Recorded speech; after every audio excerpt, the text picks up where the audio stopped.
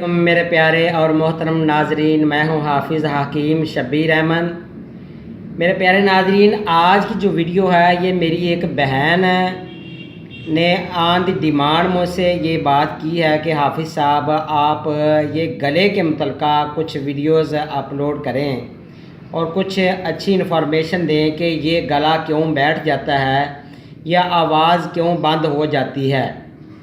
अच्छा भला बंदा होता है, रात को सोता है तो सुबह जब उठता है तो वो गला बंद हो जाता है। एक तो मौसमी होते हैं ना, गले ख़राब हो जाते हैं, या कुछ लोगों को टॉन्सिल्स का मसला होता है तो गला ख़राब हो जाता है या आवाज़ बैठ जाती है। लेकिन यहाँ पर जो कंडीशन आपसे मैं बयान करने लगा हूँ, यहाँ पर ना तो टॉन्सिल्स का मसला होता है और ना ही कोई नज़ला और ज़ुकाम की कैफियत जो कि मौसमी आपको नज़ला ज़ुकाम लगा है तो उसकी वजह से भी ये मामला नहीं हो सकता। लेकिन कुछ ऐसी इलामात होती हैं कि जिसकी वजह से डॉक्टर तो ये समझते हैं कि शायद इन नज़ला ज़ुकाम खग लगी है, खांसी करता रहे सारी रात, या गला तां बह गया। बात यह है कि प्यारे नाज़रीन, यहाँ पर जो कंडीशन है, अभी तकरीबन 1 वीक पहले मैंने एक पेशेंट को मैंने डील किया। मैंने उनको 3 दिन की दवाई दी। वो औरत थी, जोखियाँ एक गाँव है, वहाँ से वो औरत आई थी और उसका गला जो है वो बैठ गया था। तो डॉक्टरों ने ये कह दिया कि आपका गला जो है ना वो बंद हो गया है और ऑपरेशन करना पड़ेगा। वो बेचारी बहुत ज़्यादा घबराई और किसी मेरे जानने वाले ने उनको मेरा एड्रेस दिया और वो मेरे पास आए। मैंने उनको 3 दिन की दवा दी और चौथे दिन मैंने उनको बुलाया और अल्हम्दुलिल्लाह वो बिल्कुल वो टैं टैं कर रही थी। बात यह है कि जब वो आई उसका आवाज़ बंद हो गई, गला बंद हो गया था, कुछ भी नहीं बोल रही थी। ऐसे मरीज़ की कंडीशन क्या होती है, वो पागलों की तरह ऐसे ऐसे दाएं बाएं देखता है, बड़ा हैरान हो जाता है, परेशान हो जाता है। मज़ीद ये है कि पेशाब का रंग जो है वो सफ़ेदी माइल होता है और ये इस वजह से भी हो जाता है कि अगर जिस्म में पसीना रुक जाए या कब्ज़ की शिकायत ज़्यादा हो जाए या इसके अलावा जिस्म में रतूबात की ज़्यादती हो जाए तो आपकी ज़बान जो है वो फूल जाएगी। ये नहीं है कि मुंह से बाहर आ जाएगी, बल्कि मुंह के अंदर ही रहेगी और मोटी सी हो जाएगी। मसूड़े जो है वो स्वेल कर जाएंगे, जिस्म भी आपका फरबा होना शुरू हो जाएगा, पेट भारी भारी, पेट में गरानी महसूस होगी। और जिस्म में डॉक्टर तो ये इसके लिए ये कह देते हैं कि आपने गर्म चीज़ां नहीं खानियाँ, तलियां शावां नहीं खानियाँ, तुसा इस अलावा ठंडा पानी नहीं पीना, तुसा पकौड़े नहीं खाने, तुसा घिओ वाली रोटी भी नहीं खानी। लेकिन यहाँ पर जो मैं इलाज आपको बताने जा रहा हूँ, यहाँ पर आपने अगर ये मेरा इलाज आप करते हैं तो आपको यहाँ पर मैं बात बता दूँ कि जिस्म में हरारत कम हो जाती है, इस वजह से बंदे का ये गला बैठ जाता है।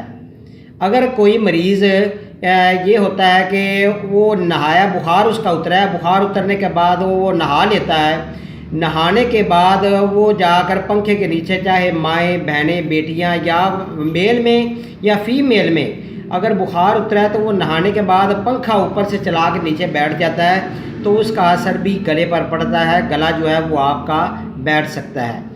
उसकी मज़ीद ये वजह भी हो सकती है कि अगर आपको बलगमी, डॉक्टर आप बलगमी दवाई को खाते हैं तो आपकी अगर बलगम जिस्म में रुक गई है तो वो जिस्म में छाती के ऊपर कुछ रुक जाती है, कुछ दिमाग में जाके जमा हो जाती है।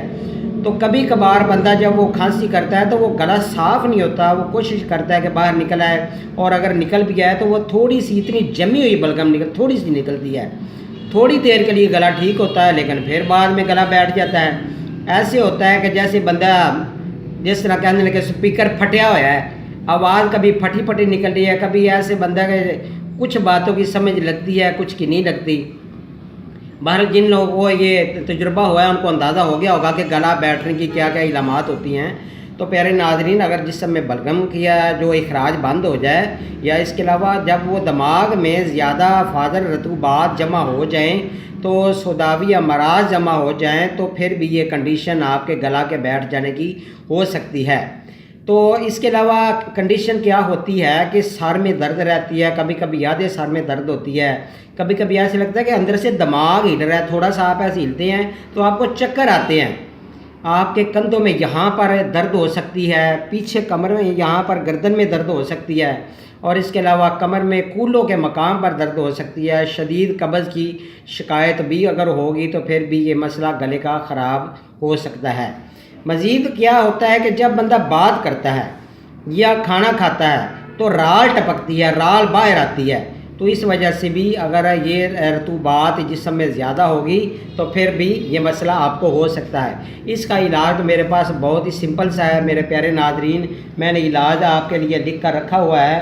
یہ پیارے ناظرین آپ علاج یہ نوٹ فرما لیں، تو اگر آپ یہ علاج کرتے ہیں، یہ دیکھیں پیارے ناظرین آپ نوٹ فرما لیں، اوپر سب سے لکھا ہوا ہے شہد خالص، نیچے ہے سہاگا بریاں، اکر کرا، خلنجاں، لونگ، رائی، نوشادہ ٹھکری، پھر ہے گندک آملہ سار، اور نیچے میں نے وہ زبان اور مسوڑوں پر ملنے کے لیے لونگ اور اکر کرا، اور نیچے کہوا جو ہے وہ میں نے لکھا ہوا ہے کہ کہوا آپ نے کون کون سی چیزیں لینی ہیں۔ لونگ لینے ہیں 2 عدد، اس تخدوس آپ نے لینا ہے، منقہ لینا ہے، اناب لینا ہے، خوب کلاں اور بسفائج۔ پیارے ناظرین سب سے پہلے اوپر والا جو نسخہ اس کے بارے میں بتا دوں، بات یہ ہے کہ اگر آپ ان تمام چیزوں کا صفوف بنا لیتے ہیں تو آپ نے سہاگا کو الگ سے بریاں وہ تیار کر لینا ہے۔ تو سہاگا جب تیار ہو جائے تو وہ تمام چیزوں کے اندر آپ مکس کر دیں۔ اگر آپ اس کے 500 ملی گرام کے کیپسول بھر لیتے ہیں، 1 کیپسول صبح اور 1 کیپسول رات کو نیچے لکھے ہوئے کہوا کے ساتھ دیں گے تو انشاءاللہ تعالیٰ فائدہ ہوگا۔ جب دوائی لے لیں، بعد میں اکر کرا اور لونگ کا پاؤڈر بنا رہے ہیں تو وہ زبان کے اوپر ایسے مل دیں اور زبان کو تھوڑی دیر کے لیے نیچے لٹکا دیں، تو آپ کے منہ سے جو رطوبات ہے وہ جو مسوڑوں کے اوپر بھی اس کو ملنا ہے آپ نے، جو مسوڑوں کے میں جمع ہوگی رطوبات وہ باہر خارج ہوگی۔ یہ کم از کم آپ نے 2 منٹ کے لیے نیچے زبان کو لگا کر ایسے منہ نیچے لٹکا دیں تو وہ تمام رال جو ہے وہ تمام جو رطوبات ہے وہ باہر خارج ہوگی۔ یہ دن میں 2 دفعہ یہ عمل کرنا ہے زبان پر لگانے والا، اور دوائی بھی 2 ٹائم کھانی ہے اور کہوا بھی 2 ٹائم پینا ہے۔ لیکن یہاں پر خوراک کیا ہے، خوراک آپ کو بتا دوں پیارے ناظرین، ڈاکٹر حضرات اس کے لیے ٹیکے بڑے لگاتے ہیں، لیکن خوراک منع کر دیتے ہیں کہ تلیاں چیزیں نہیں کھانیاں۔ یہاں پر آپ پکوڑے کھائیں، یہاں پر آپ اچار کھا سکتے ہیں، یہاں پر آپ انڈا دیسی فرائی کر کے کھا سکتے ہیں، اور اس کے علاوہ آپ کو اگر گوشت بڑا نہیں کھانا، مرغے کا کھا سکتے ہیں، چکن کھا سکتے ہیں، دیسی مرغی ملے یا بکرے کا گوشت ہے یا فش کا ٹکا بھی آپ یہاں پر ایسے مریض کو دیں تو انشاءاللہ تعالیٰ فائدہ 100% ہوگا۔ اور لیکن اگر کبوتر کا گوشت مل جائے تو کیا بات ہے، 1-2 کبوتر کھانے سے آپ ٹھیک ہو جائیں گے۔